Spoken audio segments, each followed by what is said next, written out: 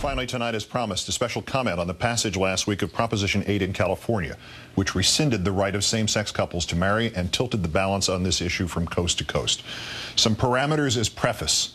This isn't about yelling, and this isn't about politics, and this isn't really just about Prop 8. And I don't have a personal investment in this. I'm not gay. I had to strain to think of one member of even my very extended family who is.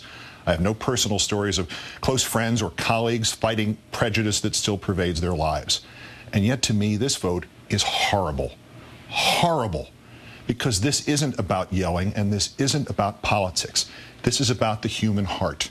And if that sounds corny, so be it.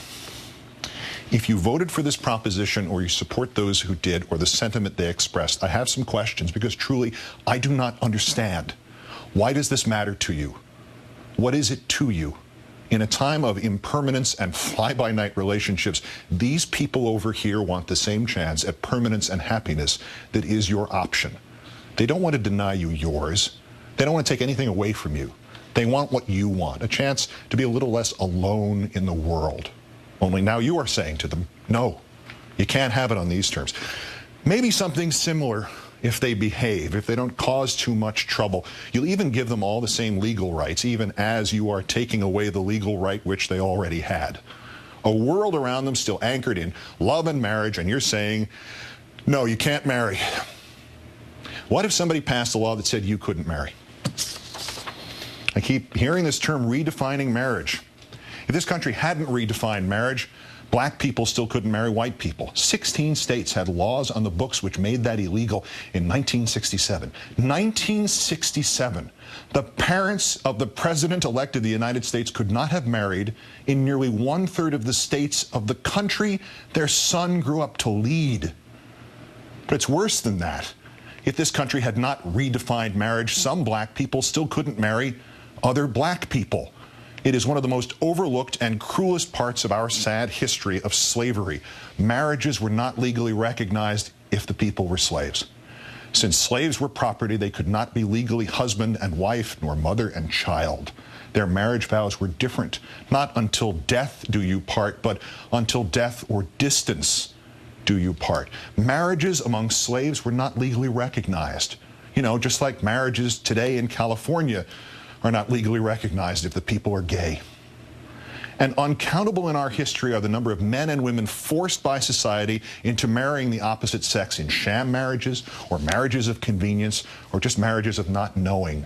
Centuries of men and women who have lived their lives in shame and unhappiness, and who have, through a lie to themselves or others, broken countless other lives of spouses and children, all because we said a man could not marry another man, or a woman could not marry another woman. The sanctity of marriage. How many marriages like that have there been? And how on earth do they increase the sanctity of marriage rather than render that term meaningless? What is this to you? Nobody is asking you to embrace their expression of love. But don't you as human beings have to embrace that love? The world is barren enough. It is stacked against love and against hope and against those very few and precious emotions that enable us, all of us, to go forward. Your marriage only stands a 50-50 chance of lasting, no matter how much you feel and how hard you work.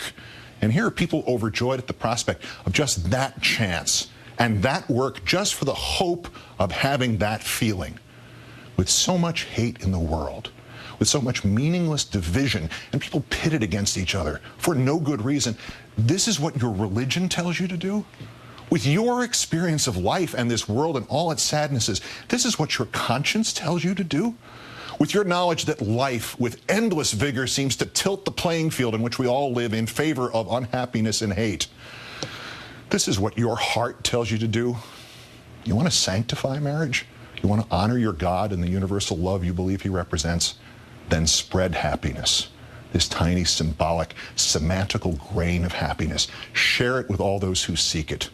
Quote me anything from your religious leader or book of choice telling you to stand against this, and then tell me how you can believe both that statement and another statement, and another one which reads only, do unto others as you would have them do unto you.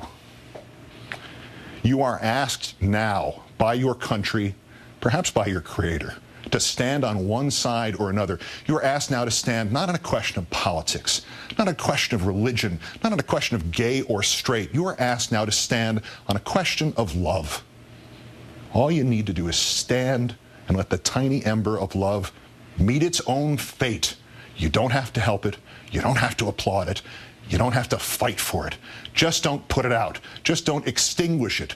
Because while it may at first look like that love is between two people you don't know and you don't understand and maybe you don't even want to know, that love is in fact the ember of your love for your fellow person. Just because this is the only world we have and the other guy counts too. This is the second time I have found myself in 10 days concluding by turning to, of all things, the closing plea for mercy by Clarence Darrow in a murder trial. But what he said fits what is really at the heart of all of this. He said, "I was reading last night of the aspiration of the old Persian poet Omar Khayyam." This is what he told the judge. "It appealed to me as the highest that I can vision. I wish it was in my heart. I wish it was in the hearts of all. So I be written in the book of love. I do not care about that book above. Erase my name or write it as you will. So I be written in the book of love." Good night and good luck.